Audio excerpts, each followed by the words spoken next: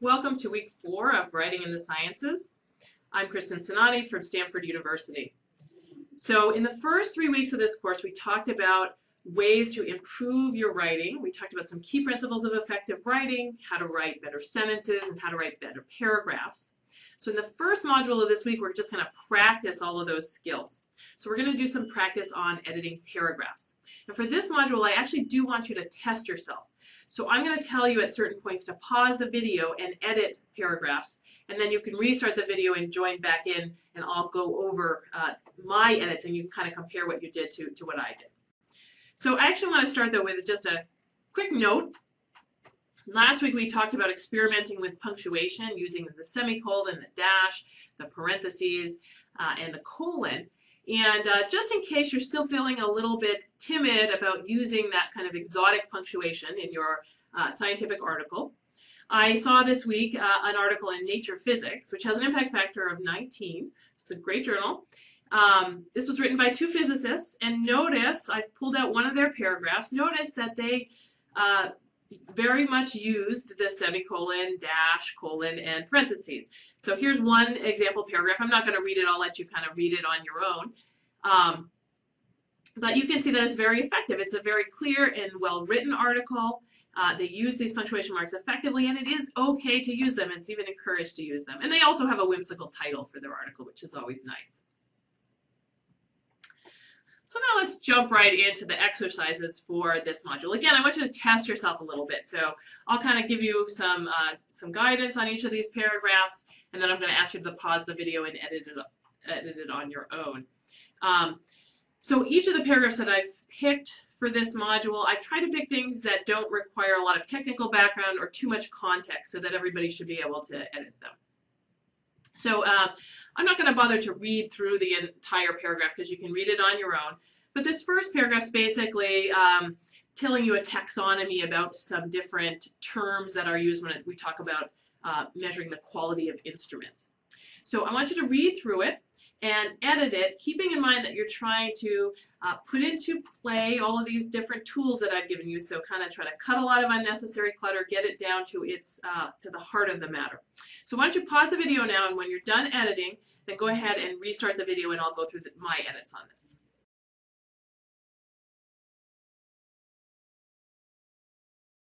All right, so hopefully you came up with a nice solid edit on that paragraph.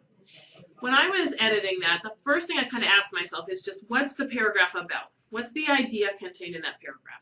So what the authors are trying to convey is this taxonomy of these different terms used to assess the quality of an instrument. And it's kind of a complicated paragraph. It's a little bit boring, right, because it's just about terms, which is never the most interesting thing to read. And actually, my first instinct when I read that paragraph was to put everything in a table.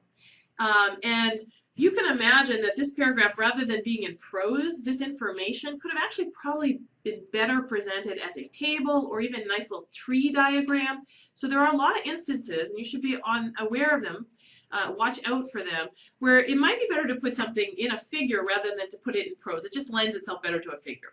So, but this is, I came up with, I put it in a little table, so we have, kind of the domains, that's the highest level, and then we get the sub-level of measurement property, and then below that we have aspect, and here's how all those terms fill that in. So then I kind of use that framework to help myself edit this paragraph, and hopefully you came up with something that was similarly short, right? We don't need a lot of words to give this taxonomy. So I pared it down to, we assess each instrument based on reliability, validity, and responsiveness. These domains may be subdivided into measurement properties. Reliability includes these 3 measurement properties. Validity includes these other 3. And responsiveness is both a domain and a measurement property. So they had kind of a long spiel in the original where they were explaining, well, it was kind of actually funny. I'm going to scroll back to it here. They were saying, well, but for reasons of clarity, the domain and the measurement property have the same name. And I was thinking, well, that actually makes it more confusing to me, not more clear. But anyway, I kind of pared down that whole discussion by just saying the responsiveness is both a domain and a measurement property. Then we go to the next level. Some measurement properties additionally contain multiple aspects. For example, construct validity includes structural validity, hypothesis testing, and cross-cultural validity. So moving on to the second exercise.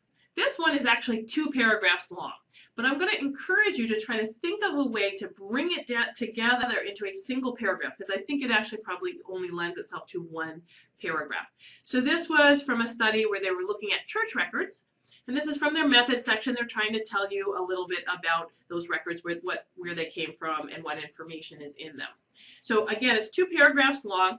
I just want to draw your attention to the very last line. I'm not going to read through the whole thing. You can read through it on your own. But the very last line of the second paragraph is kind of funny. So it says, when a member dies and the clerk reports his/her death to the church membership council, the membership record is updated and then archived in the church's deceased membership file. So notice that if you're reading that along, it sounds like it's the membership file. It's the file that's deceased, right? So it has this kind of funny thing with adjectives. So you want to be careful with adjectives because you can come up with funny things like deceased files. So obviously you're going to want to edit that last line carefully. So why don't you go ahead, and I'm going to put both of the paragraphs up on a single slide so you can have them at your fingertips. Why don't you now go ahead and pause the video, edit both paragraphs, and then when you're done, restart the video and I'll kind of walk you through my edits.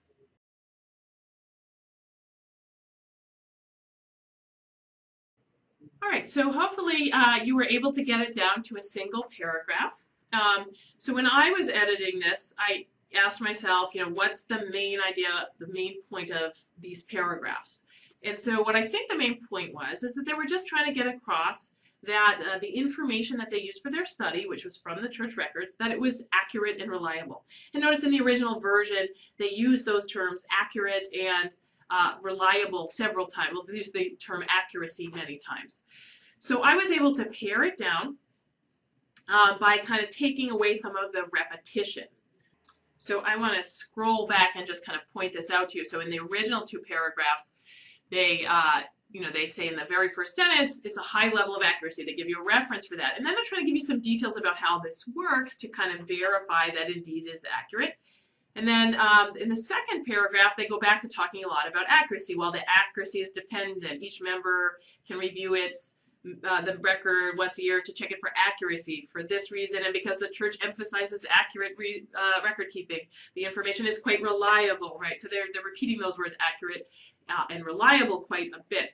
So what I did was just say, well, that's kind of the point of all of this information. The main point is just to say that, hey, these records are accurate and reliable. They have a citation for that. There's somebody who's done a study on that. They also want to back it up by just explaining how this whole thing works. The other point of this paragraph is to get across a little bit of information about exactly what's in those records. And that's important because that tells you what information they had available to them for this particular health study. So going back to my edited version, I just said, I started with the church's record keeping system is accurate and reliable. And now I'm going to go through and tell you a little bit of details about how it works and what information is in there. When a new member is baptized, the church congregation creates a member record that includes, notice these with a colon, name, date of birth, parents' names, current address, and dates of church ordinances. Now, it's important that it's a lay clerk who does all this, but we don't need to keep repeating the term lay clerk. So we say a lay clerk enters these records into the general church database and updates them to reflect dates of new ordinances. That can all be in one sentence. The spouse, new ordinances, spouse name, changes of address, and date of death. And then that whole second paragraph was about this idea that the members could review their membership records once a year, and somehow that was going to improve accuracy. One thing, notice how I shortened that to a single sentence. The reason I did that is if you go again back to the original and look at that second paragraph, it's all about this, the members being able to review their records once a year. Well, if you think about that carefully, it says each member has an opportunity to review their membership record once a year to check it for accuracy. That's actually fairly ambiguous. So there's a lot of words here, but with a great amount of ambiguity about what's actually happening. So when you say they have an opportunity to review their membership, does that mean that they have just one opportunity? They're limited? They can only review the records once, but they're allowed to review it once? Or does it mean that they're encouraged to review their records every year? Or is it more passive where they just could review it should they feel the need to review it? So there's a lot of ambiguity here. And adding all of these extra details and words here doesn't help address any of that ambiguity. So I pared that down to a single sentence. And then that last sentence about when a member dies, we don't need to know that it's reported to the church membership council because what we care about here are the records. That's what we're using for the study. So we can get rid of a lot of extra details here. It's really not that important who's doing the reporting and who's archiving the records. We already know it's the lay clerk who's keeping track of these things. So I just pared that down to when a member dies, the membership record is archived. So you can get this down quite a bit. Hopefully you were able to get something similarly short. Notice that the last sentence, I allowed that to be in the passive voice. So when a member dies, the membership record is archived. Notice there's no subject. I didn't bother to say, well, it was the lay clerk who did the archiving or the council member, because I didn't think it was that important. So as I've alluded to before, in the method section where this was from, sometimes it's okay to have something in the passive voice when it doesn't really matter who did it, and when it's more important to just get across what was done. So sometimes in the method section, it's actually okay to use the passive voice, and I think this is probably a good use of the passive voice here. All right, so for the last exercise in this practice module, I'm going to have you read a paragraph. This was from a study where they found an association between childhood misbehavior and subsequent drug use. So they actually, saw some behavior, bad behavior in kids, and they followed them over time and found later that they had a higher risk of drug use. So I want you to go ahead and now pause the video, read through this paragraph, edit it, and then when you're done, restart the video and I'll go over my thoughts on this paragraph with you.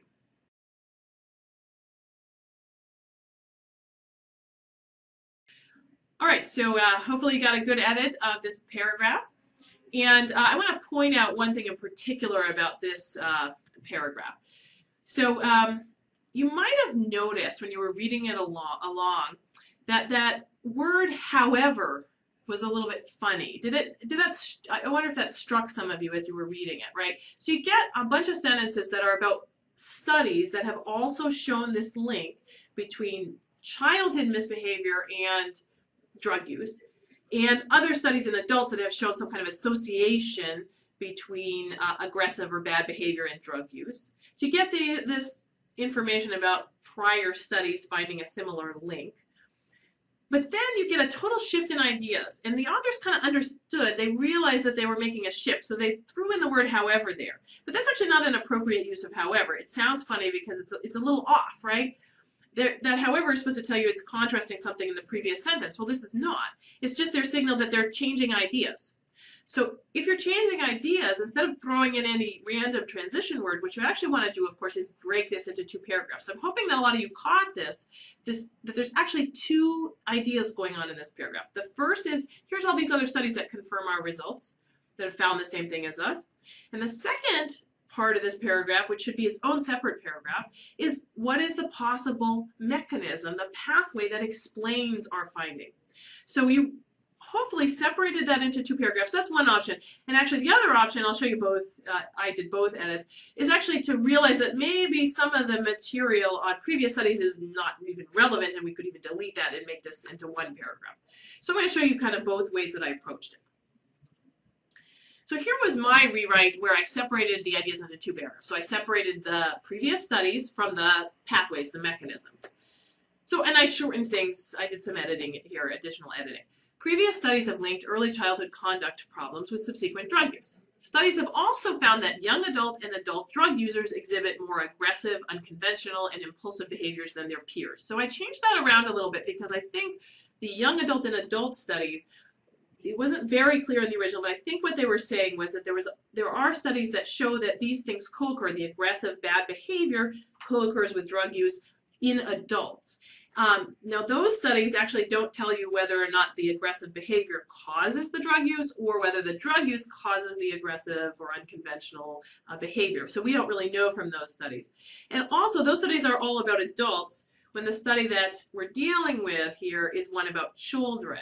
So maybe the fact that studies in adults find this association is relevant here, but I actually thought that perhaps it isn't even really that relevant. They did a study on childhood conduct problems, and they linked it prospectively to subsequent drug use, where the cause is clearly, the aggressive behavior clearly comes before the drug use.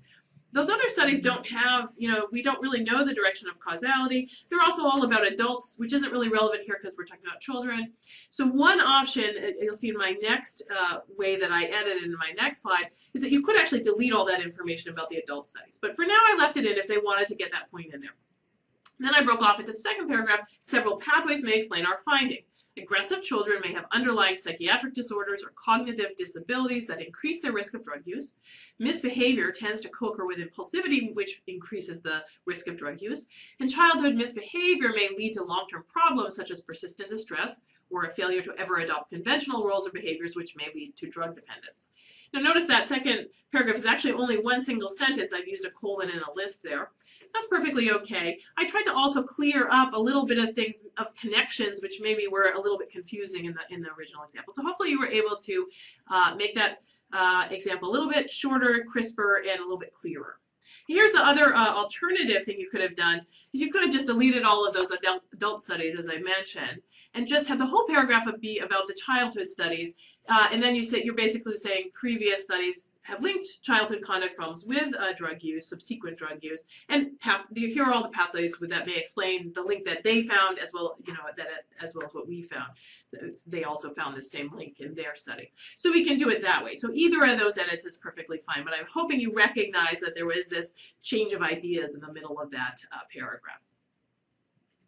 And I just want to give a quick acknowledgement here. I want to thank Gary Friedman of Stanford University. He's been a longtime advocate of improving the quality of writing in scientific papers, and he's a fantastic editor himself, and actually provided me with a whole treasure trove of examples, some of which have found their way into this course. The preceding program is copyrighted by the Board of Trustees of the Leland Stanford Junior University. Please visit us at med.stanford.edu.